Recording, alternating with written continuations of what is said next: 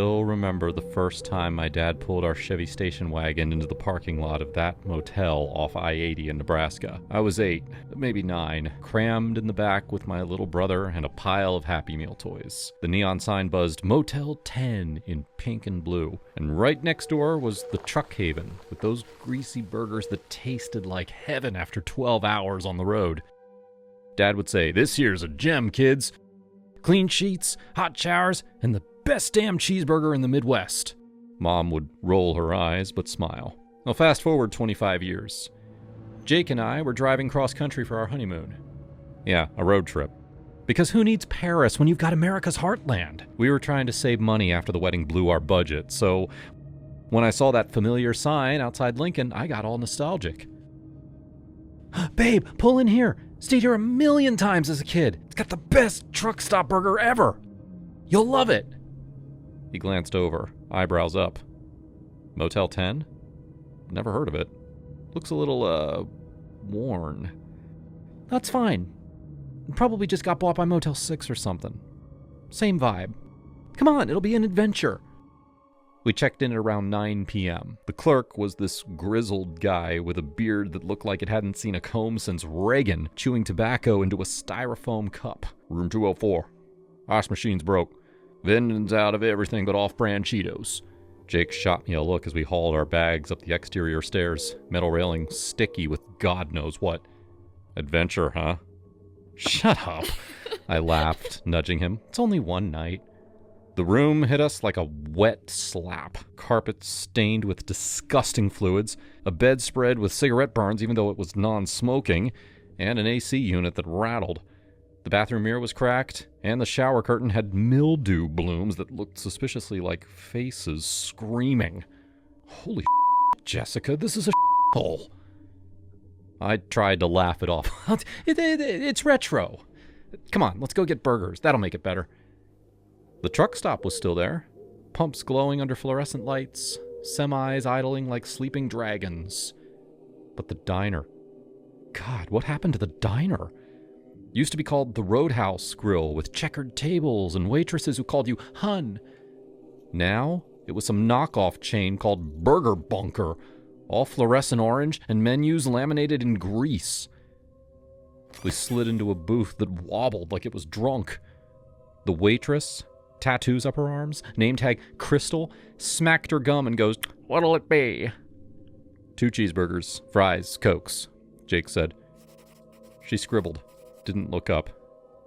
"Kitchen's slow. Might be 20. 45 minutes later, our food arrived. Cold. The burgers were gray, buns soggy, fries limp as overcooked noodles. Jake poked his patty. This meat's still mooing. Or was it ever alive? I forced a bite. "Oh, mine's got a hair. Long black one. Ugh. Definitely not mine." We left half uneaten, paid, and trudged back to the room. That's when the real fun began. The key card failed. 5 swipes. Jake was cursing under his breath. "This place is a dump, Jessica. Why'd you pick this?" "I'm sorry. It was good when I was a kid." Finally inside, we were about to crash. I was brushing my teeth when Jake called from the bedroom, "Babe, you gotta see this." I spat, wiped my mouth, and froze in the doorway. The inside of the door, the one facing the bed, had these deep, frantic scratches. Long gouges in the cheap wood. Splintered, like someone went at it with their fingernails. They started high, near the people, and they dragged down in desperate arcs. Some curling at the ends, where nails must have broken off. Paint chips curled like dried blood, and at the bottom, near the floor, there were smears. Dark, rusty streaks that could have been anything, but sure as hell looked like old blood. "What the?" I breathed. Jake ran his fingers over them, deep enough to feel the ridges. "This looks like someone was trying to claw their way out." My stomach dropped. "Like a woman tried unsuccessfully to escape," I said, voice shaking. The words just came out, but they felt true. Jake tried the door handle, It opened fine from inside. No chain on this side. Whoever did this, they were trapped. We stared at each other. The room felt smaller, air thicker. I grabbed my phone, scrolled reviews quick. Buried under the fake 5 stars were horrors. Heard screaming next door. Blood on sheets. Manager threatened me when I complained about peephole drilled from adjoining room. F this, Jake said. We're leaving. It's midnight. Where? Anywhere. We threw our in bags. I was zipping mine when there was a knock. Slow, deliberate. We froze. Then a man's voice, muffled. Maintenance. Heard your AC's loud, Jake mouthed. We didn't call. I whispered, don't answer. The knocking stopped. We waited 10 minutes, barely breathing. Then, bolted. Left the key card on the dresser. Bags banging against our legs as we ran down the stairs. The clerk was gone. Desk empty. We peeled out in our Honda, tires squealing. Didn't stop until we hit Holiday Inn Express 50 miles later, where the night clerk looked at us like we'd seen ghosts. Checked in, finally in a clean room. I collapsed on the bed, crying. Jake held me, stroking my hair. It's okay, babe. We're safe. But I couldn't shake it. Those marks. That scratching. Next morning, over bad continental breakfast, I Googled the motel. Found news articles. 3 women gone missing from that stretch of I-80 in the last 5 years. One body found in a ditch. Fingernails torn to Another never found. Manager arrested once for solicitation. Charges dropped.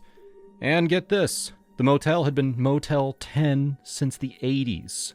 Never changed hands. My childhood memories? Rose-colored. Dad probably picked it because it was cheap, and we were too tired to notice. Jake squeezed my hand. Never again. Promise me. Never, I swore.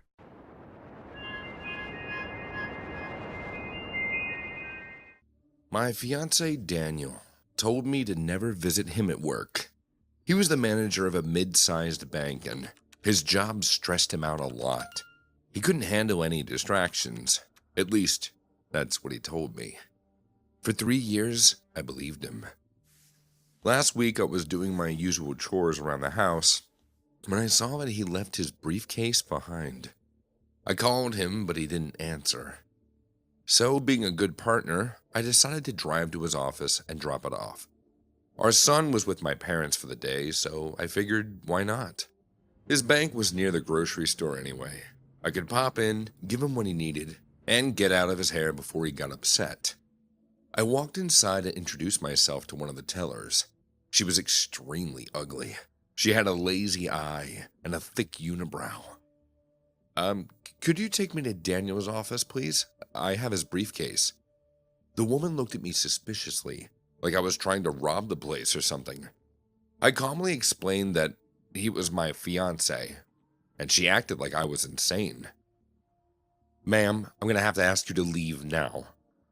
I was offended, obviously, but I didn't want to cause a scene at Daniel's work. So I put on a smile and tried to hand her the briefcase so she could deliver it herself. She refused to take it, literally accusing me of bringing a bomb into the bank. A bomb. The nerve of this woman. It was just a briefcase. I felt so humiliated. Even though I was trying so hard not to cause a scene, everyone was still staring at me. Just get my fiancé, please. He'll sort this out. Trust me, lady. Daniel is not your fiancé. A security guard came out of nowhere and grabbed me by the arm. I didn't resist, but he was so violent that my shoulder popped out of its socket. I could hear it. Pain shot through my side. The guy dragged me through the front door. I just stood there, my arm all messed up, and I physically couldn't drive away. The guard told me to leave before he called the police. I can't. That's when the guy noticed what he did to my arm, and he looked guilty. He tried to grab my arm so we could pop it back into place, but I refused to let him touch me again. I demanded that he get Daniel. The guard clearly did not want to do that, but I didn't give him a choice. I watched him go back inside to argue with the teller. Then, through the glass, I saw Daniel walk out of his office. He said something to the teller, but he wasn't treating her like an employee. He was holding her, hugging her as if she was the one who'd gotten hurt. Then I watched him kiss her cheek. What the hell was going on? He walked outside a minute later, after he'd calmed down the woman.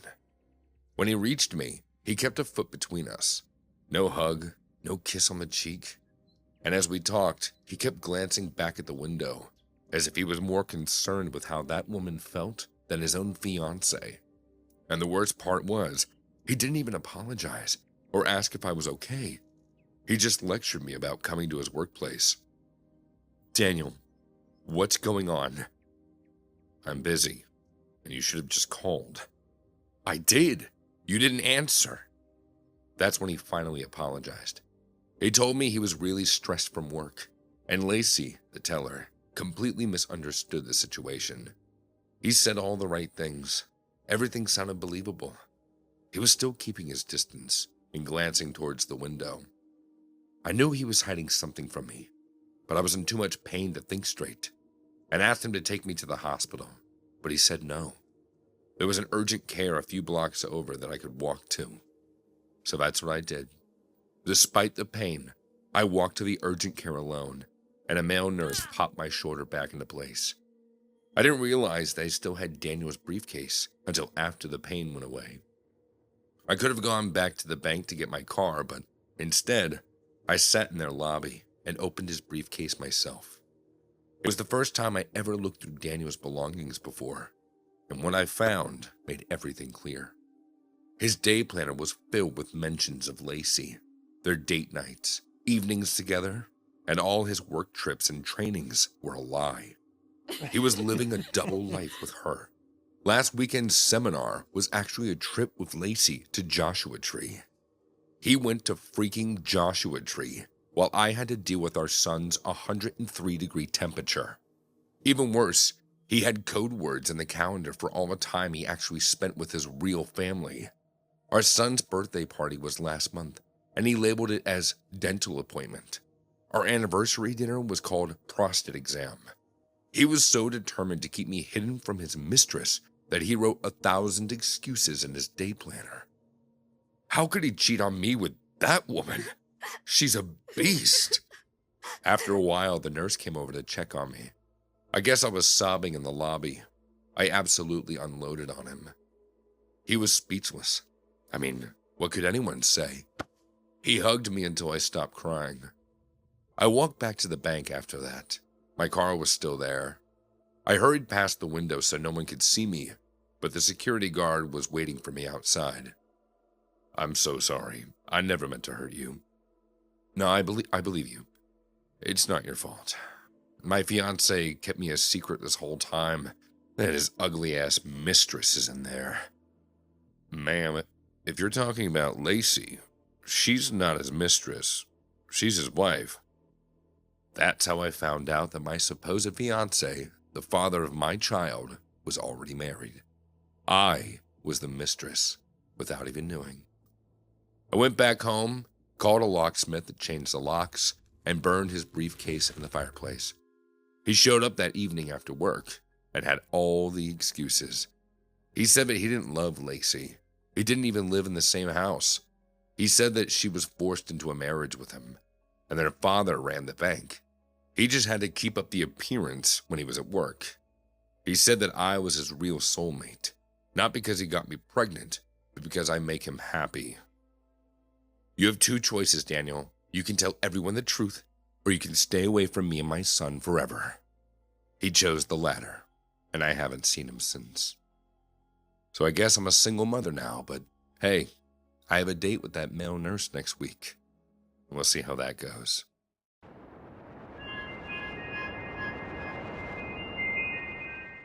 I hadn't seen my older brother Alan in a couple of years, but I knew that he'd changed a lot. We used to be really close, but ever since he moved to Nebraska, he started to pull away from me. He got pretty religious, and whenever we'd talk on the phone, he always added judgmental comments about my lifestyle.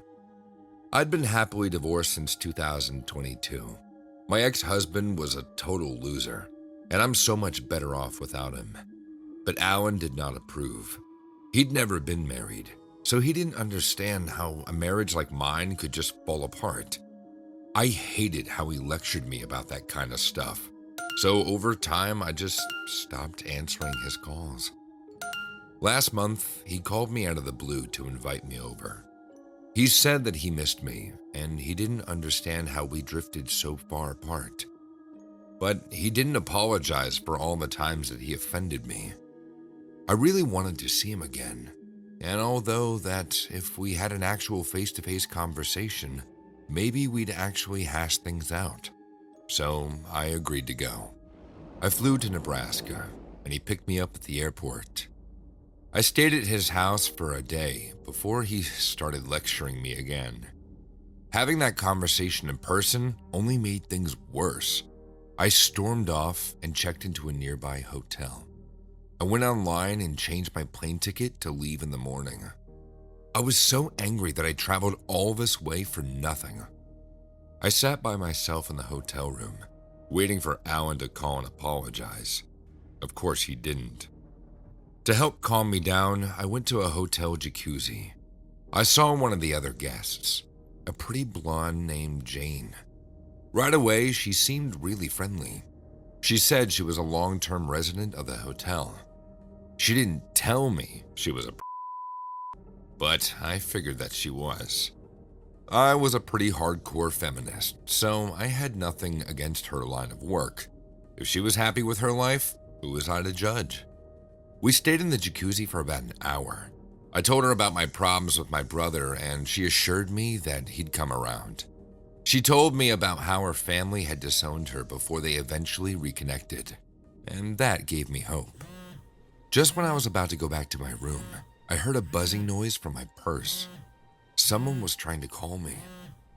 I got out of the jacuzzi and saw that it was Alan. I answered the call, but I accidentally left it on speaker so Jane could hear both sides of the conversation. Alan asked me if I'd calmed down enough to go back. He said that he forgave me for overreacting. I felt like screaming at him, but Jane waved at me from the jacuzzi. "Call him Mr. Golden," she whispered to me. I didn't know what she meant, but I did. I called Alan by that nickname, whatever it meant, and then Alan instantly went silent. "What's wrong?" I asked him.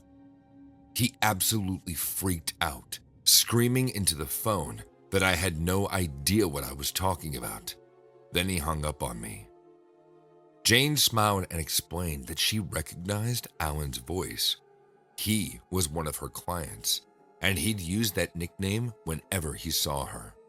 Apparently, he paid for Jane's services dozens of times in the last year. I couldn't stop myself from laughing. My brother was such a hypocrite. I felt so vindicated by exposing him. I thanked Jane for the tip and went back to my room to dry off and watch TV. I guess I fell asleep pretty fast. Eventually, I woke up to a desperate pounding on my hotel door room. A little groggy, I went to the door and looked through the keyhole. I didn't see anyone on the other side. A little scared, I opened the door and looked outside. The corridor was empty. I told myself that I probably just dreamt the noise. But then I noticed a bloody handprint on my door. Chills ran up my spine. Suddenly, I saw some movement around the corner.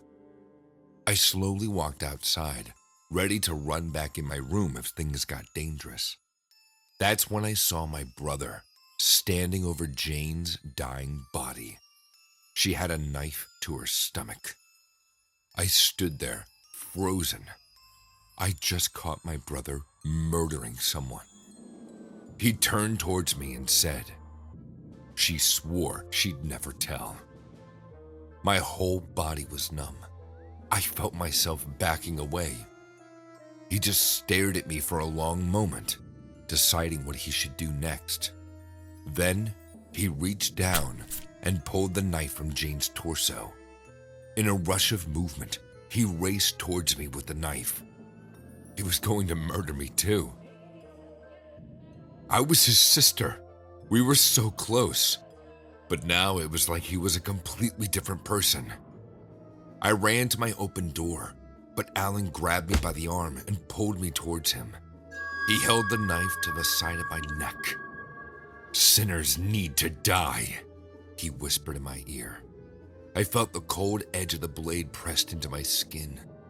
If I didn't fight back, he'd slit my throat. I elbowed him hard in the stomach, forcing him to loosen his grip on my arm. I raced down the corridor, jumping over Jane's dying body. Alan wasn't too far behind me. He was extremely fast, diving at me with the knife extended. But just as he leaped over Jane's body, she stretched out her hand and grabbed his ankle. Instantly, he toppled forward and landed face first on the concrete. He laid there for a second, not moving. I couldn't see the knife. Suddenly, I reached down and pushed Alan's body to the side. The knife was sticking out of his chest. He had accidentally skewered himself when he fell. His eyes had rolled back to the back of his head. He was dead. I went back to my hotel room and grabbed my phone to call the police. When the ambulance came, they took away the bodies. I went with them to the hospital. Alan was declared dead, but the doctors said that Jane would make a full recovery.